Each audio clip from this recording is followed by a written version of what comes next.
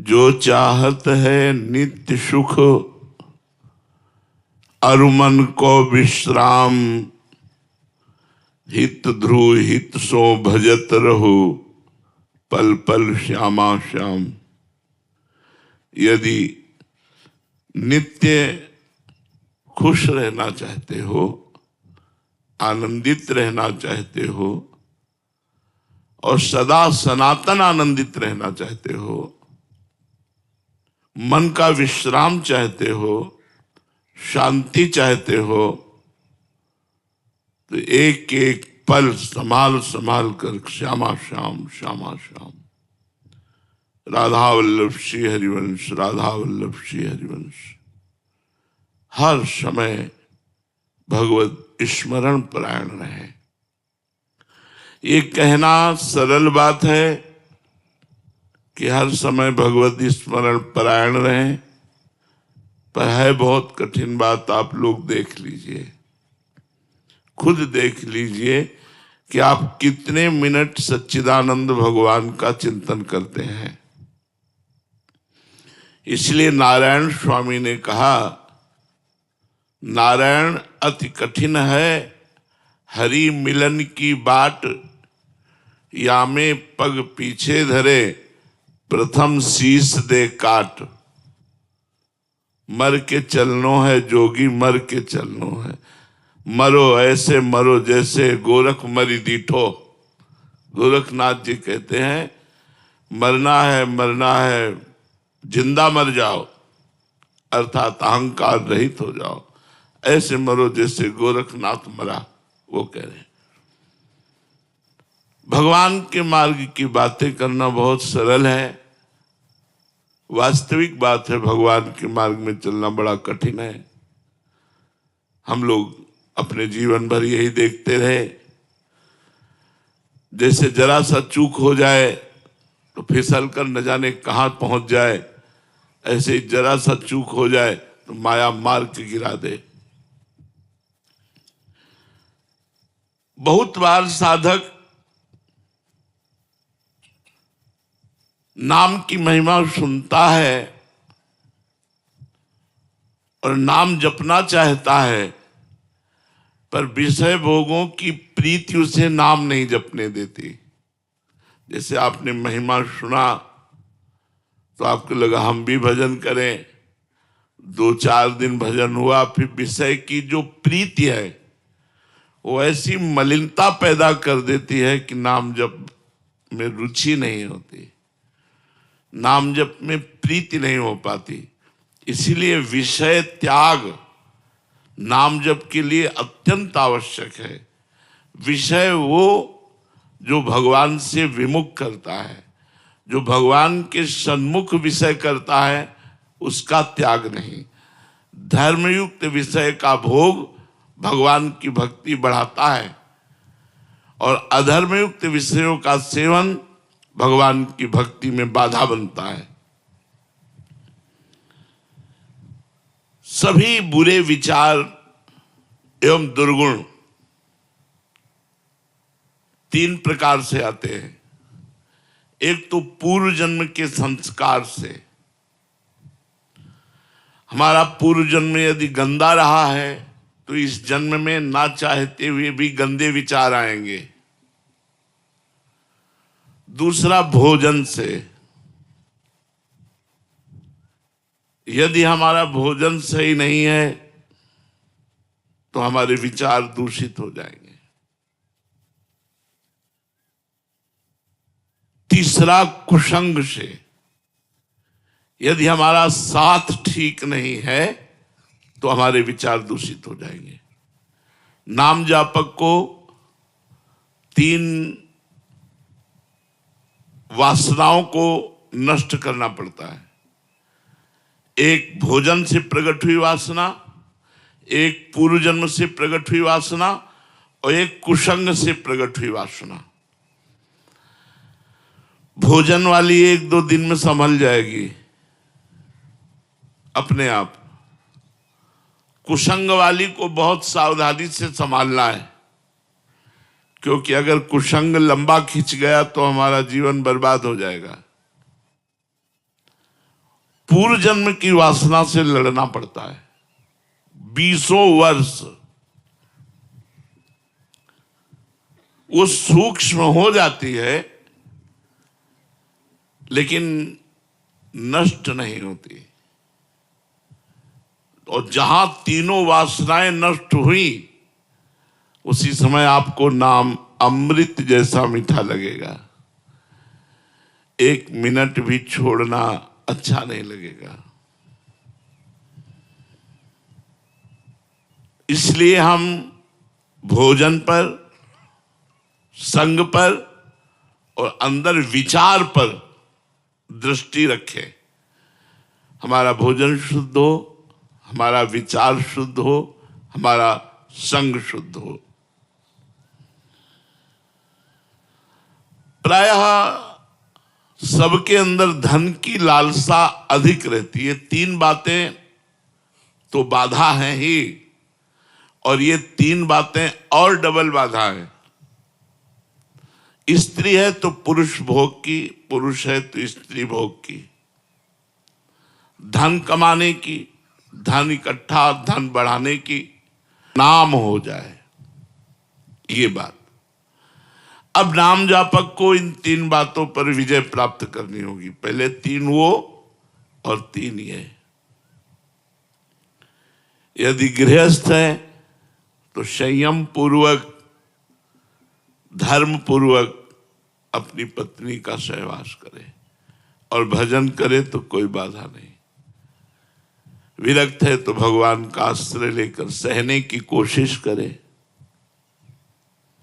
धन है तो गृहस्थ है तो धर्म पूर्वक कमाए, और कमाए हुए धर्म पूर्वक धन से 10%, 100 में 10 रुपया गरीबों की सेवा, अनाथों की सेवा, गौओं की सेवा, संतों की सेवा, मरीजों की सेवा, इनमें खर्चा करें। निश्चित लाभ मिलेगा, आप देख लेना, बहुत जल्दी लाभ मिलेगा।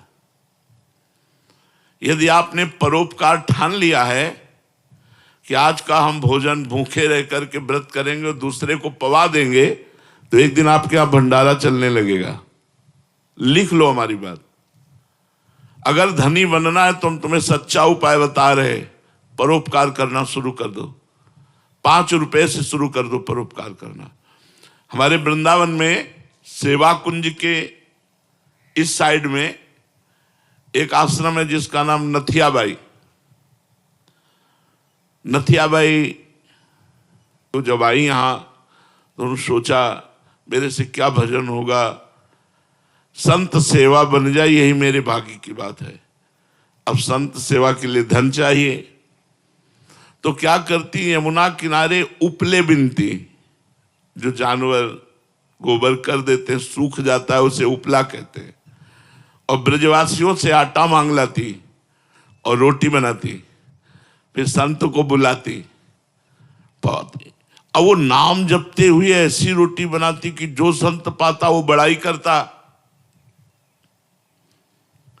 अब वहां बिना बुलाए संत आने लगे, 2 आने लगे, 4 आने लगे।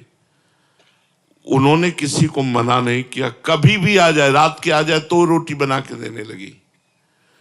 धीरे धीरे लोगों को पता चला, वहां दाल और आटे के बोरे, घी की टीने पहुंचने लगी।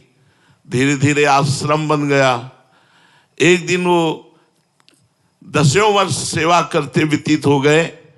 फल का समय आया तो गेहूं लेने गई थी ब्रजवासियों से, जैसे समय आता है ना गेहूं का, तो खेतों में फिर वो 5 किलो 10 किलो ऐसे सब चंदा रूप में दे देते हैं। तो गाड़ी भरकर, बैलगाड़ी भरकर गेहूं लिए हुए उसी में आराम से आ रही थी। अब इतने में बादल आ गया और बूंदें गिरने लगी, अंधेरा हो गया। अब वो थोड़ा सा परेशान हुई कि ये कैसे सुरक्षित गेहूं पहुंचे, अंधेरा हो गया, कुछ प्रकाश के लिए उनके पास था भी नहीं। तो इतने में देखा एक छाता लिए हुए 14 वर्ष का बालक आया और कहा, माई ये छाता गाड़ी में लगा ले। और लालटेन लेकर मैं आगे चलता हूं, मेरा घर आगे ही है। बोले कहाँ है तेरा घर? तो बोले बस बिहारी जी के पास ही है। वो नथियाबाई जी के आश्रम तक छोड़ करके आए और मुस्कुरा करके चले गए। अब नथियाबाई के दिमाग में ये बात कि 8 बजे रात्रि के बालक, लालटेन, छाता, हो सकता है कोई बालक, लेकिन मुझसे इतना प्यार क्यों करता है कि वो भींगता रहा और छाता मुझे दे दिया। जब दूसरे दिन बिहारी जी के दर्शन करने गई तो बिहारी जी के दर्शन में दिखाई दी लालटेन और छाता। अरे बोले तू ही था, मैं समझ गई। अंदाज तो लगा रही थी पर पक्का नहीं था, आज तो पक्का हो गया। भगवान भक्त की सेवा करने वाले की स्वयं सेवा करने के लिए तत्पर रहते हैं। जिसे त्रिलोचन जी के यहाँ अंतर्यामी रूप से स्वयं संतों की सेवा की। इसलिए यदि गृहस्थ में धन पर विजय प्राप्त करनी है, धन की कामना और धन चाहिए उसकी पूर्ति, तो संत सेवा, बीमार की सेवा, गौ सेवा ये जरूर करनी चाहिए। और शास्त्र आज्ञा करता है 10%, लेकिन 10% बेईमानी की कमाई का नहीं। अगर बेईमानी की कमाई का किया तो तुम भी नरक जाओगे और जो दान लेगा उसका भी पतन हो जाएगा। अधर्म की कमाई का, धर्म की कमाई का अगर 1 रुपया भी तुम किसी को दोगे तो लाखों के बराबर होगा। ये मत सोचो कि 100 रुपया में 10 रुपया, हम 10 रुपया क्या होता है, नहीं। 10 रुपये का अगर एक आदमी का पेट भर दिया कहीं, या 1 किलो नमक लेकर के आपने किसी भंडारे में दे दिया, वो बहुत पवित्र कार्य करेगा। तीसरा है यश कीर्ति। ये पुण्यात्मा पुरुष की होती है, तुम्हारे चाहने से नहीं होगी। तपस्या, पुण्य इनके द्वारा होता है। जैसे इस जन्म में वो घोर विषयी है, पाप करता है, लेकिन बड़ा नाम है, बड़ा ऐश्वर्य है, बड़ा वैभव है, तो ये पूर्व जन्म के पुण्य को भोग रहा है। ये वर्तमान का नहीं, वर्तमान का जब आएगा तो फिर पहुंच जाएगा, वो कौन सी जीव योनि में जाएगा पता नहीं चलेगा। पूर्व का पुण्य इस वर्तमान में यश कराता है, नाम कीर्तन कराता है। या इसी जन्म में इतनी जोर का भजन बन गया तो फिर बिस्तरे सब जग विमल कीरति, साधु संगति ना टरे, बास वृंदा विपिन पावे, श्री राधिका जो कृपा करे। है बिस्तरे सब जग विमल कीरति, पूरे संसार में उसकी निर्मल कीर्ति फैल जाएगी और लाडली जी उस पर कृपा करेंगी। तो 3 और फिर 3, सतोगुण, रजोगुण, तमोगुण। अगर सतोगुण, रजोगुण, तमोगुण इन गुणों पर ध्यान न दिए तो ये तुम्हारे भजन को चौपट कर देंगे। रजोगुण आएगा, भोग वासना प्रकट करेगा। तमोगुण आएगा, निद्रा, आलस्य, प्रमाद प्रकट करेगा। सतोगुण आएगा तो थोड़ा भजन में उन्नति होगी। लेकिन सतोगुण भी भगवत प्राप्ति के लिए थोड़ा सहायक है। बका त्रिगुणातीत होने पर ही भगवत प्राप्ति होती है। जब तक तीनों गुणों से हम जीत नहीं जाते तब तक हमारी बात नहीं बनती। तो 3 इन जब पर हम विजय प्राप्त करते तब त्रिलोकी नाथ का भजन होता है। निरंतर भगवान के भजन में चित्त डूबता है। भगवान के मार्ग में चलने पर विघ्न बहुत आते हैं, पर हिम्मत है तो फिर नष्ट हो जाती है। हिम्मत का मतलब नाम न छूटे नहीं, विघ्न बहुत आते हैं क्योंकि अच्छे मार्ग में चलने पर जो बुरे विचार हैं, बुरे आचरण हैं, बुरे लोग हैं, संतों से अपने आप द्वेष करते हैं, सतमार्ग से द्वेष करते हैं, आपका उपहास करेंगे, आपकी निंदा करेंगे, आपसे वैर करेंगे, आपको वो दुख देना चाहेंगे, लेकिन आपको हिम्मत रखनी। लोग बड़ा उपहास करते हैं। अपने लोगों ने गालियां भी सही है, जब गंगा किनारे भ्रमण करते थे तो गालियां भी लोग देते थे। देखते थे जवान साधु अकेले तो लोग गालियां भी देते थे।